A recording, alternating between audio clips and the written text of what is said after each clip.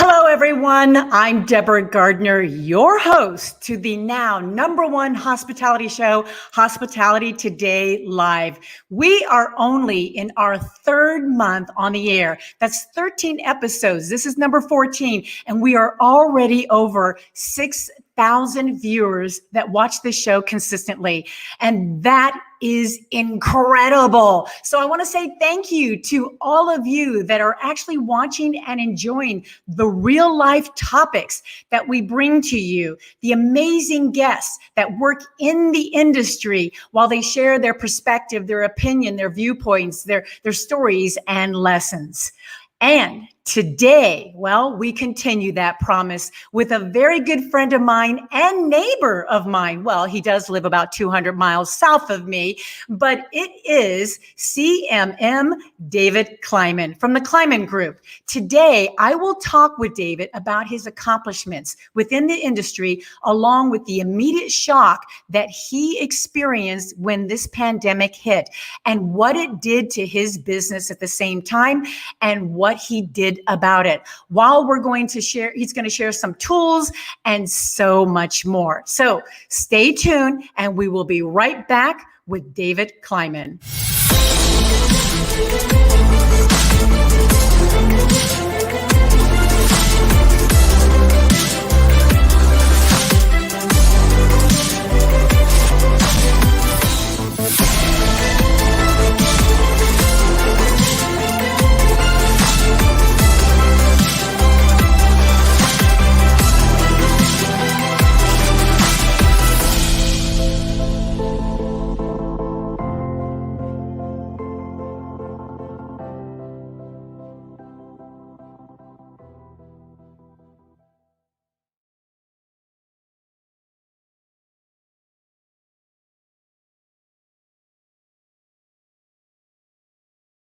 Today's meeting. And so we want to just say thank you, planspire.com. Now let's welcome to the show my good friend right here in the state of Arizona, David Kliman. How are you doing, David?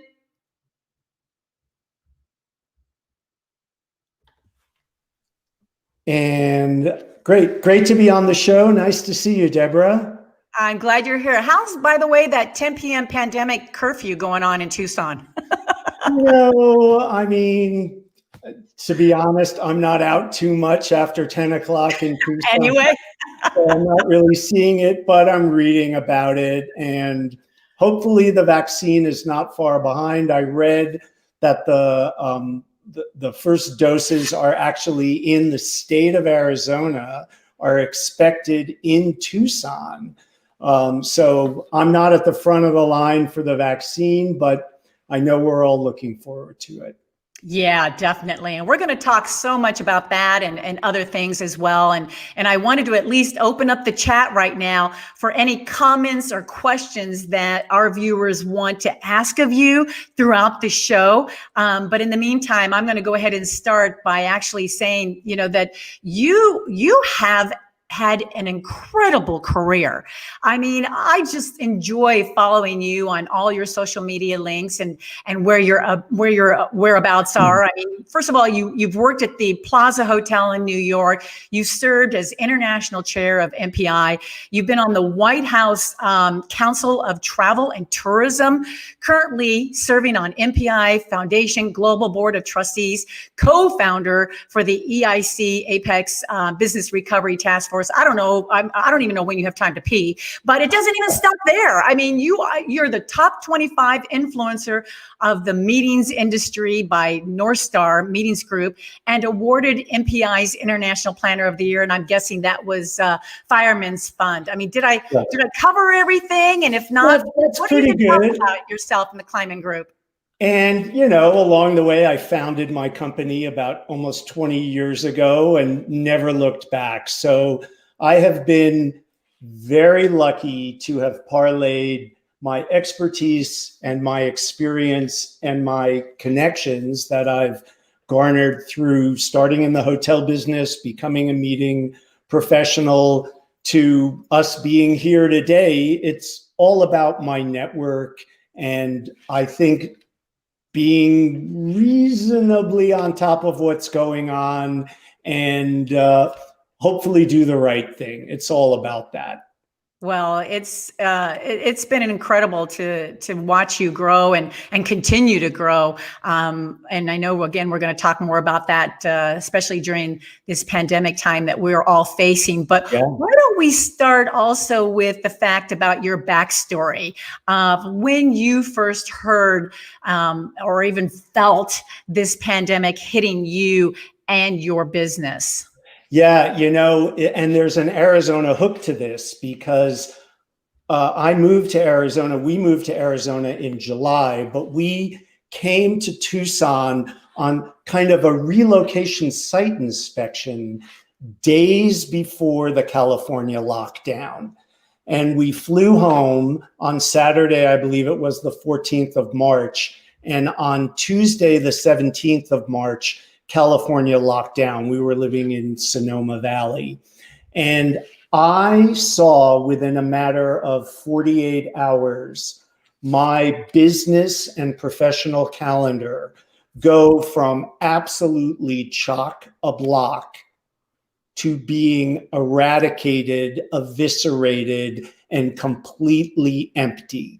So I had a successful consulting practice moderating think tanks for DMOs, hotel companies, speaking, attending meetings, very, very active, as Deborah mentioned. And I saw it evaporate in a matter of 48 hours. And in that time, that shock and awe, I started networking with my ecosystem, with my community in the live events industry.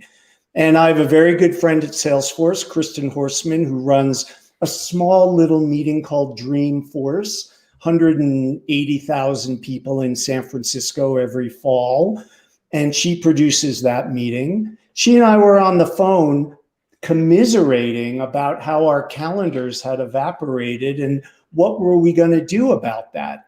And we identified a kernel of an idea. And that was really the beginning of my transfer from being being a small business owner where business was completely at zero to being fully engaged and being a leader and a thought leader in the events industry, working on solutions to address the crisis. And that to me was a experience which I think has taught me an enormous amount and has brought great resources to the industry through my partnerships. So this was actually pretty devastating because as your clients, I mean, you've got numerous clients in the destination marketing organizations, the convention centers, hotel companies.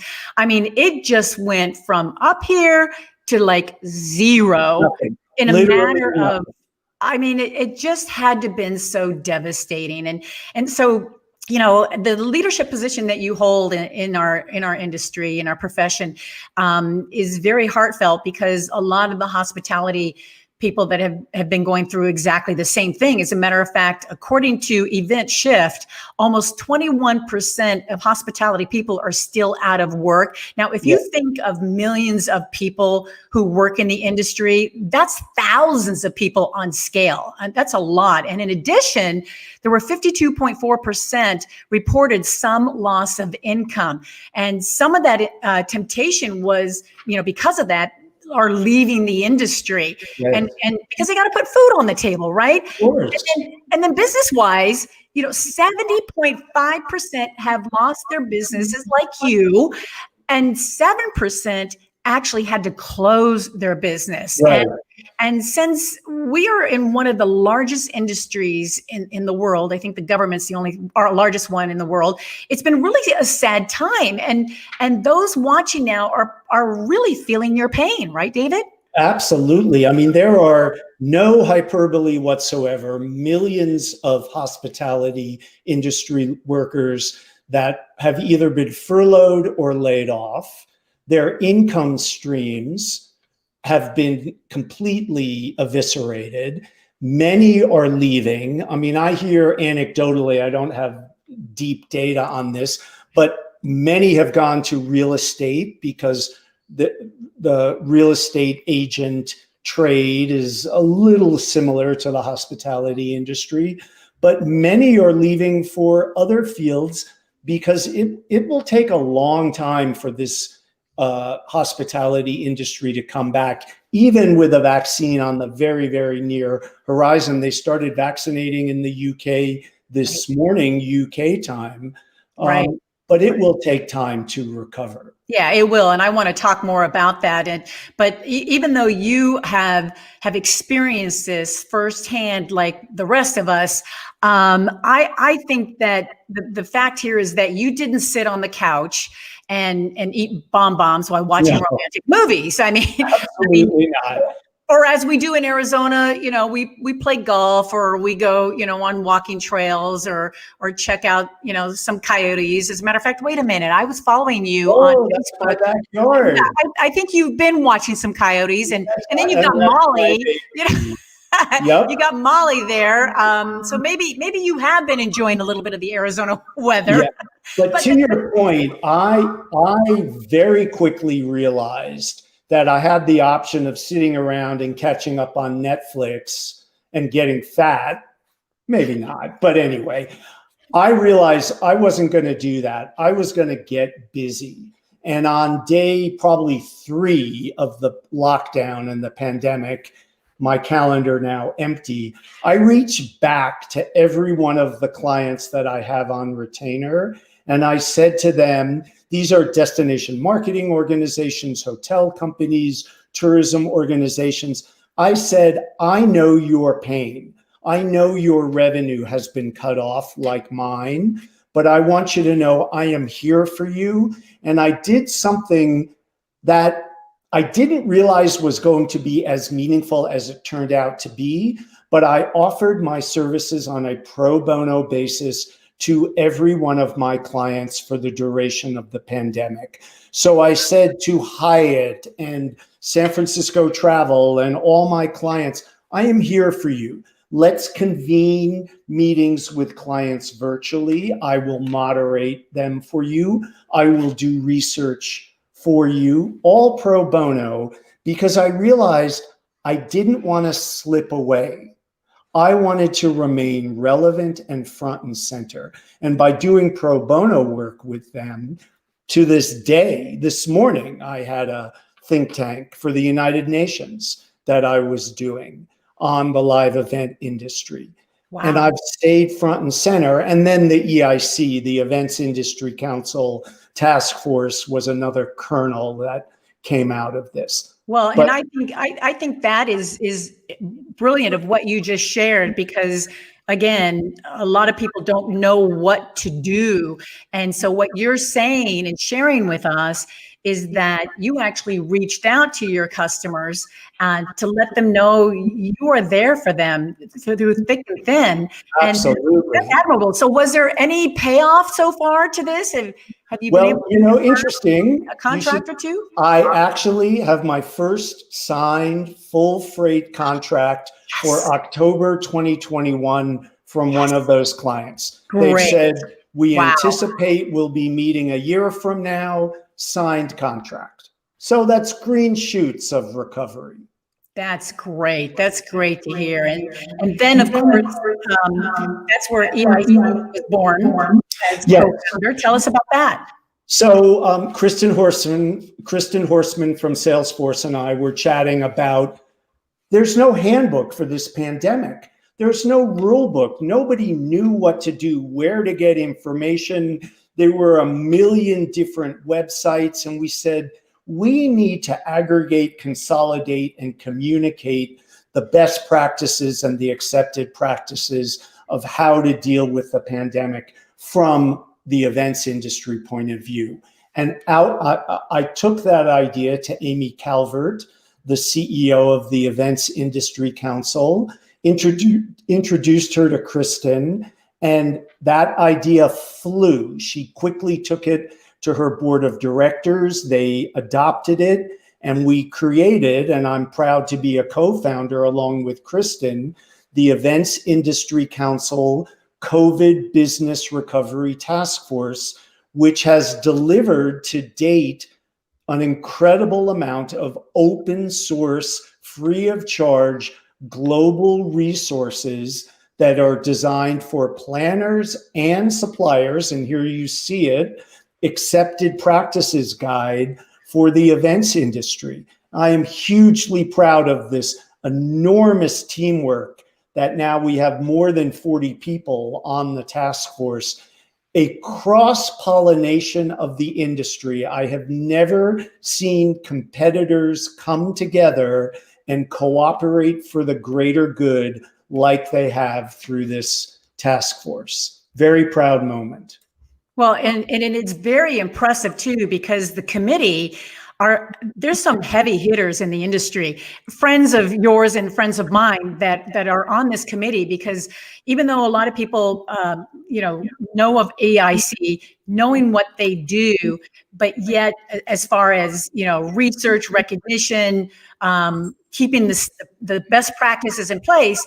But with this task force, it's all about planning, preparing, and participating in the recovery. Can you tell us where you are and how that is helping the industry to date? Well, we've done a bunch of things, including creating an event design guide, which event professionals and suppliers can do right now, real time, for those meetings that are taking place during COVID and those taking place near term as the recovery begins. So an event design guide, how to properly set up a trade show, a meeting room, an incentive event, a corporate meeting, a public meeting with safety guidelines based on COVID. So, you hear 1.5 meters, 6 foot separation, all of that taken through and threaded into the live events industry. We have a wellness guide. Don't underestimate the psychological impact that this crisis has had on all of us in the event industry, where our industry has been turned upside down and put into the great pause. We have a wellness guide that deals with that. I chaired the destination guide, which deals with how destination marketing organizations, basically cities, can communicate effectively the current realities to event professionals of what's going on in their cities. And that's a global guide. We have a hotel guide that Mike Dominguez was chair of that talks about hotel protocols. And it's important to understand, we didn't write these guides. We curated and aggregated and consolidated them.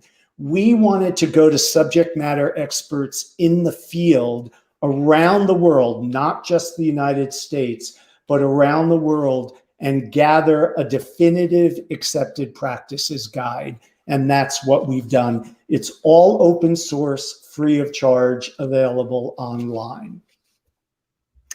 Wow, that's amazing on all fronts, because it's a much needed task force for what we're going through right now. And I just know there's going to be a lot more to come pertaining to that, especially with the platforms that you all are tackling to help our industry get back to where it needs to be. Right now, I wanted to bring on some fans of yours that are watching right now. As a matter of fact, some people are doing some great commenting going on here. Let's see, we've got Elizabeth, I believe, or actually we got Lisa, or yeah, Elizabeth here, that is saying, okay, great to see you both here on the broadcast today, which I'm glad you're here as well, Elizabeth. We've got David. David Perry. David Perry wants to say hello. And of course, he must be a big fan of yours. He's saying, you rock. And then we've got Lisa here that's just wanting to say congratulations, especially with the EIC. That is really, really important. But I wanted to swing back over to David again, because he does have a question for you that we're going to talk about next. So I thought I might as well give him heads up on it. Yeah. And it has to do with face-to-face meetings and your perspective there. Well, I tell you, they're happening already, but they're happening in moderation. They're happening safely.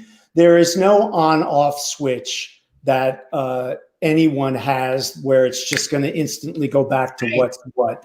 But there are real examples. I actually attended my first face-to-face meeting about 2 weeks ago in Phoenix at the Wigwam, where I spoke at a meeting. There were 52 people in a ballroom that normally would have sat 400 or 500. Everyone was socially distanced. There were temperature checks before you got in the room. All the meals were done outside. So meetings are happening, and there are examples.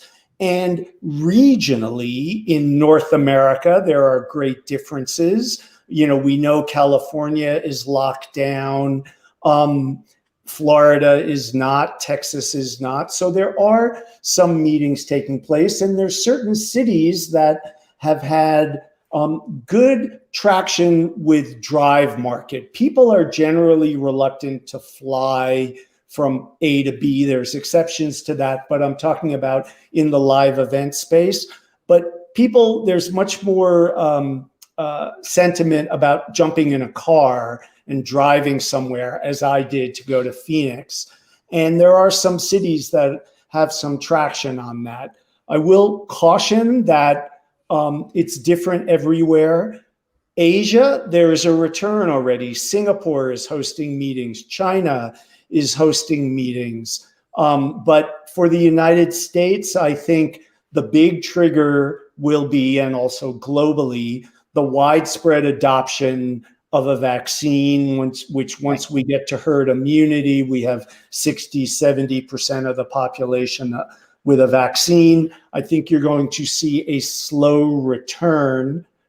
I don't think it's going to be rapid. I truly believe it will be years before Deborah and I see our businesses return to what was in 2019. That will take time. Yeah. And there will always be a hybrid component. Yeah, definitely. Now, on the other side of the spectrum here, we see from recent COVID-19 reports that the numbers are increasing.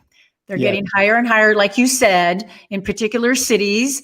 And although we want to push meetings and events into the forefront and get back, to the face-to-face status, what about the fact that maybe meetings and events are actually contributing to those numbers increasing by those numbers repeating, going back to doing some, even though they're small gatherings, are we contributing to this? And I think there's only 2021. Yeah, I only have a little bit of verifiable data that talks about people contracting COVID at a meeting, and the numbers are in the single digits that I am aware of. But I will say this: anybody who is hosting a meeting, planning a meeting, or attending a meeting has a responsibility to adhere to a code of conduct. And that means wearing a mask, doing the right thing, believing in the science, taking this seriously, because this is a deadly disease. Right. And if you're going to meet safely, then take it seriously and believe in the science. So is it too early for meeting professionals, event professionals to start planning for 2021? No, and they are already. And if you talk to suppliers, there's significant compression in the latter half of 2021, where planners have postponed meetings from 2020 or even the beginning of 2021 and pushed them to second, third, fourth quarter 2021. So with the caveat that the vaccine is real, which I believe it is, and there is widespread adoption, you're going to see a return to meetings in the latter part of 2021. And if you talk to suppliers, there's tons of business on the books. Great. That's good to hear. That's really good to hear. So I want to make sure that the Q3 and Q4 are going to be stronger. It's going to take some rev up time from the beginning of the year, but I'm glad to hear your expertise on that. We do have another question from David, as a matter of fact, pertaining to what you were saying about cities. Yeah, open air. Yeah, what about open air and open space? A lot of times, especially hotels, they won't want to promote outdoor space to a lot of groups. But don't you think their mindset is flipped on that by now? 100%. So, cities that have the ability to host a live event outdoors, I believe, are going to be very attractive. And even cities like San Francisco or New York or DC in the right season can accommodate those. And, if you look at all the transformation of restaurants moving to sidewalk space and event space that is available outdoors, absolutely. But to David Perry's point, cities, the Arizona cities, Palm Springs, San Diego, Miami, Key West, the very, very fair weather cities that can accommodate large groups, I think are going to be very attractive to event professionals for that very reason. That's probably where the site selections will start increasing in those areas because of that strong option at this point, depending on which state we're talking about, for sure. And that's what's so hard to dictate for the future, what that's going to look like to them. But yeah, I think you're right about that as well. Well, for those of you that might be just joining us, we are here with David Kliman with the Kliman Group, and we're here and open for comments and additional questions for you. And we're just so excited to even know more about what he has to say at this point. I do know that we do have another question, and this one actually comes from Lynn Wellish. And Lynn is a consistent viewer of our show, and she actually wants to know, will you share some of those ideas, especially from the DMOs, and how to attract business?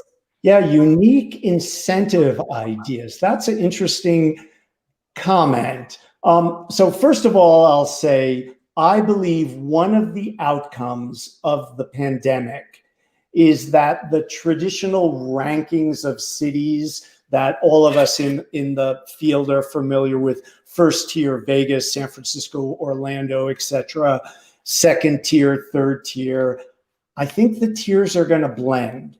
And I think there's going to be a mind shift of what is magnetically attractive. We all know San Francisco has an allure, Vegas, Orlando, Tahiti, places like that are just aspirational or just instantly magnetic.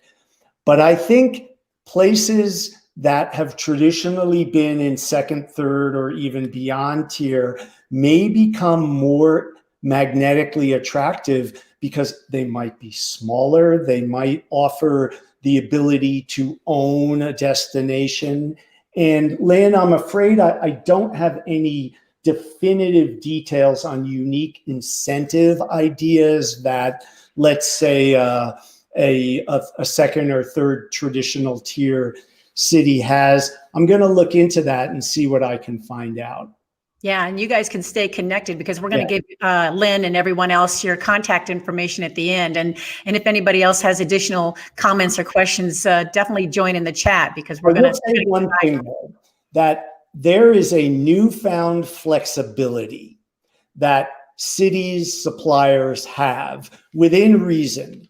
And so while it might not be specific to unique incentive ideas, that smart destinations and suppliers have embraced a sense of flexibility due to the crisis because they know that there's no handbook for this. And they know that so much is out of everyone's control. Right. So by being flexible and listening to the clients, they've gotten traction that way. Right. And that's a key word because we've had to learn flexibility even on our virtual world.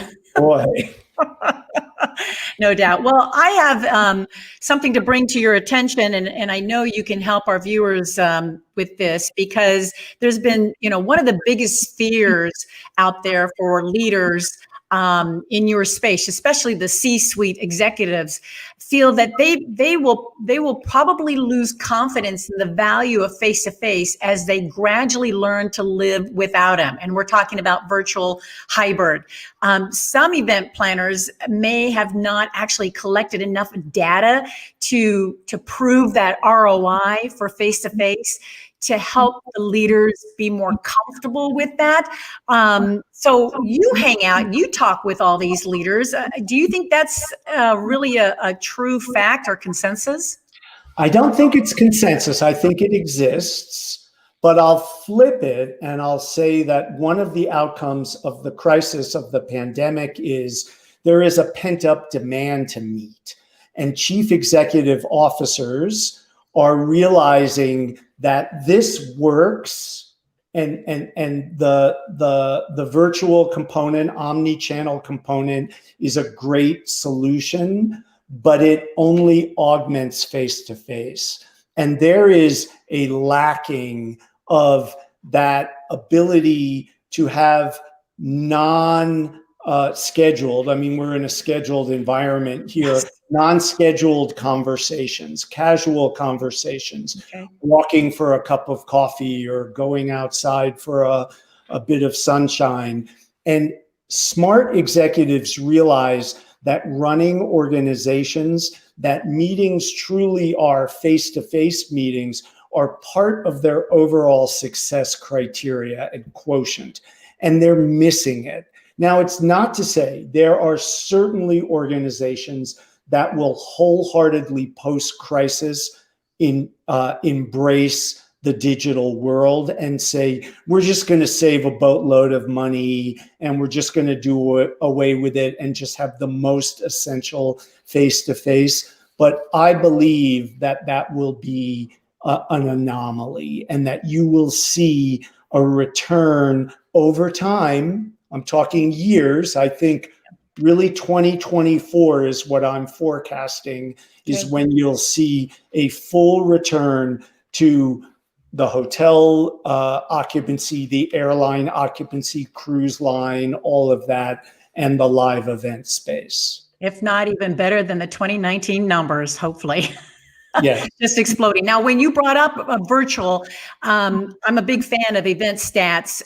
They asked a lot of the meeting planners and event planners out there, once you go back, what does that look like? And they said about 65% of them said hybrid, 39% said small groups. So is this what you see too, above and beyond just what you mentioned? Because you mentioned the benefits of sunshine and networking. Are there any other benefits that really help with the hybrid and the small groups? Because again, we want face-to-face, we want large groups. So it seems like we're going. Yeah, I mean, certainly hybrid offers the ability within reason to engage people that might not ordinarily be able to attend face-to-face. Now, we do have equity issues around bandwidth inclusion. I acknowledge that not everybody has high-speed internet, but even so, virtual offers the ability to include people that could not normally travel to X live event meeting. And that will remain, and it will create new audiences. And to that end, it augments in a very positive way the live event experience. You can have far more people attending a meeting. I was on a meeting, I was on a technology meeting with 39,000 people. Wow. Now, I was a very passive observer. The chat was going so fast that they had to shut it down. Oh my gosh. Read the chat. But that was an interesting experience. Very passive, but interesting. To get almost 40,000 people engaged like that for an hour and a half, remarkable. Wow. Wow. And talking about a different way of having revenue streams of income for companies and organizations when they can have it that large, and just the, the global aspect of it all, and plus lower overhead for companies and organizations because of being hybrid as well. Yeah, but keep in mind, there is a cost to hybrid. And that, I think at the beginning of the pandemic, a lot of people said, well, Zoom or whatever you're using, it's either free or it's so inexpensive that it's going to do away with face-to-face meetings, which have a cost to them.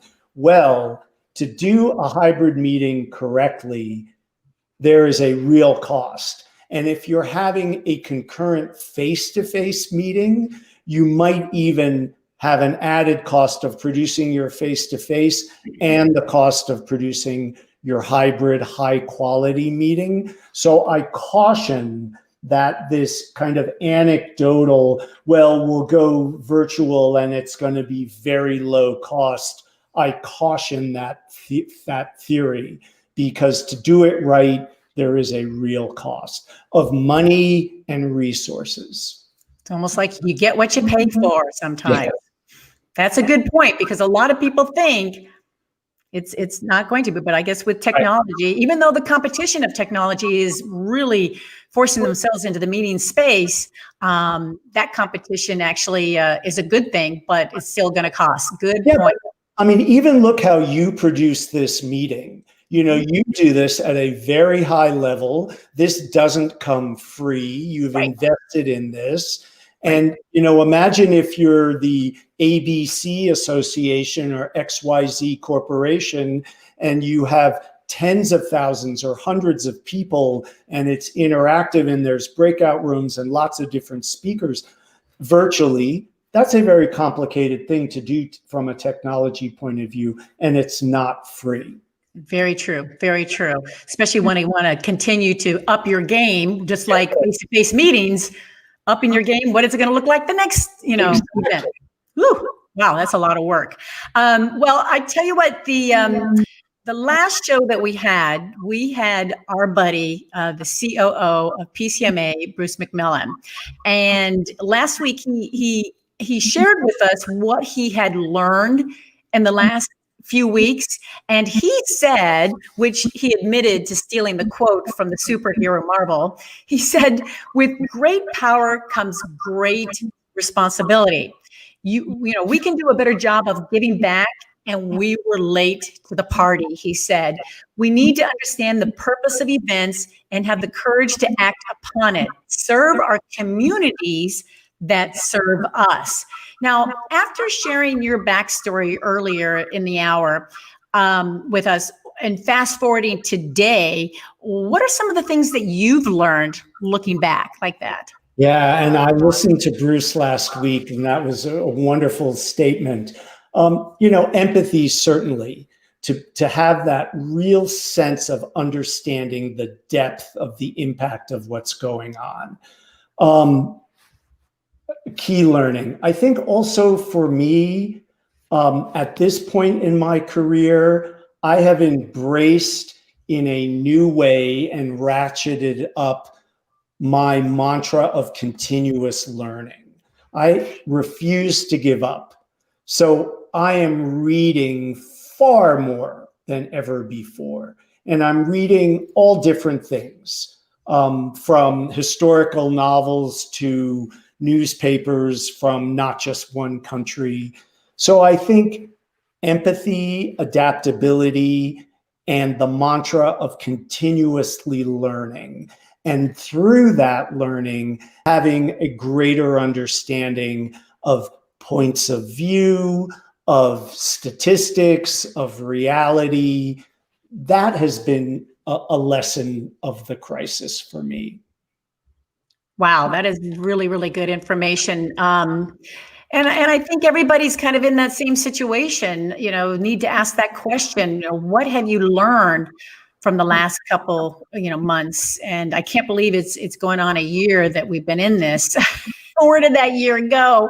But I think if everybody would reflect, and learn from it, and see where you need to go from there will be one of the first things to help anybody get out of a post COVID-19 situation. And So, not to wallow in it, not to, right. it's tempting that woe is me and, I'm out of a job, and I empathize with that completely.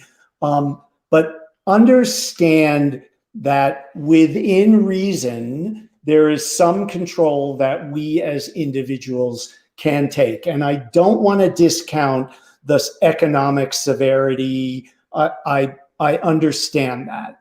But within reason, taking positive action can be meaningful.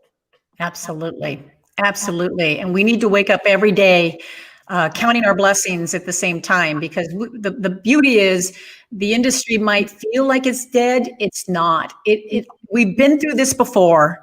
We've handled this before, and we definitely know that we're going to recover. And thank God you're on the EIC committee, the co-founder of it, to help make that happen. I know that's a big responsibility, but at the same time, it's a much needed situation to help this industry turn around.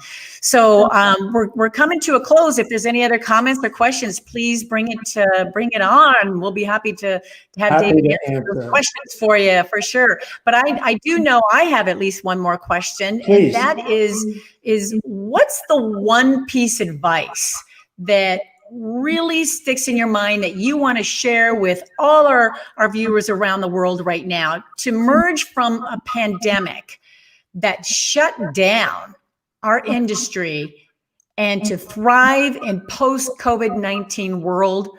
What's that one piece of advice that you'd like to share? I can put it in one sentence, and it's this: think of the possibilities. Don't get stuck in one thing. Think of the possibilities of what can be, and then run with it. And I do that every day. And when I think of the possibilities of what could be in our industry, I think of reinvention. I think of redesigning, of what I do professionally, of the way I can deliver services. And by thinking of the possibilities, I keep my head and my mind wide open and allow myself to dream and then act. Yeah, that is very, very good advice. And I'm hoping everyone, whatever segment of the hospitality industry is watching, will grab that information, because that helps. That really does help. Now, if anybody wants to get in touch with you to Please. expand on this conversation today, I certainly know that contacting you will be very, very easy. There you go. Just reach out. I come right up on LinkedIn as well. You can get me there, or via email, or on my website. I welcome contact. I will tell you that I am successful today because of the contacts and relationships that I have made since the day I walked into the Plaza Hotel, first job out of college. It's about relationships, and they are more important today during COVID and post-pandemic than ever.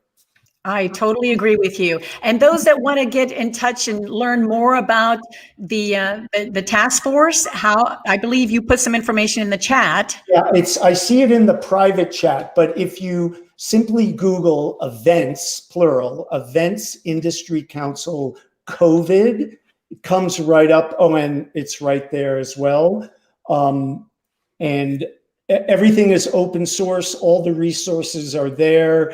There's a risk assessment guide, the event design.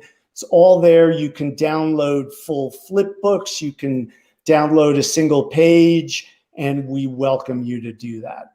Oh, that's wonderful to hear. That I'm sure people are still coming through with some more questions for the chat, and we're actually running out of time, but I certainly want to at least let them know that they can still contact you and learn more about the task force and even bring their ideas by contacting you as well. Because more, everybody's have a brilliant mind in this industry, and we want to keep everybody involved as much as possible. And I know you're going to be back to share some of that with us in GMID Day. And just really quickly, the task force's work is a living document. They're online. They will be updated, not continually, but on a regular basis. Oh, excellent, excellent. Well, this was such a pleasure. I do have one more promise that we have to do with each other, and that is to have some margaritas sometime. Absolutely, we must. Now that we're neighbors, anytime. That'll be great. That'll be great. Well, thank you. This has been a wealth of information. Everyone I know is going to enjoy not only the continuance of this live, but the replays as well. And I'll let them know more about that. So thank you, David. David Kliman with the Kliman Group, everybody. Thank you so much for joining us. This was an absolute pleasure. Thank you, Deborah. A real pleasure. All the best. Stay safe, everyone. Well, thank you so much for joining on this show's episode with David Kliman with the Kliman Group. I'm hoping that you really enjoyed it as much as I did. And stay tuned for more of David's brilliancy, because like I just mentioned, he will be back in April 2021 when we have a special edition right here on HTL for the GMID Day. It's going to be incredible, celebrating the meetings and events industry, and we hope that you'll be joining us then. More information coming up with that. In the meantime, if you'd like to actually see this conversation again with David or to share the episode with others, by all means, just visit us right here on Hospitality Today Live Facebook page, YouTube, and now we've joined LinkedIn. And if you have any questions, please contact us at hello@hospitalitytodaylive.com. And if anything, join our conversations, our community here for any more upcoming shows and resources. We want to thank Planspire for sponsoring this week's show. Just go to planspire.com. Now, next week, we have another great guest, the Executive Director of Meetings for the National Cattlemen's Beef Association, Kristen Torres. Kristen will talk about how she kept her largest in-person event back in July, how she kept it very safe, and what surprised her the most about the event, and what her future meetings look like for 2021. So don't miss next Tuesday's conversation right here on HTL. I'm Deborah Gardner. Thank you so much for joining us. Have a very productively busy day, everybody.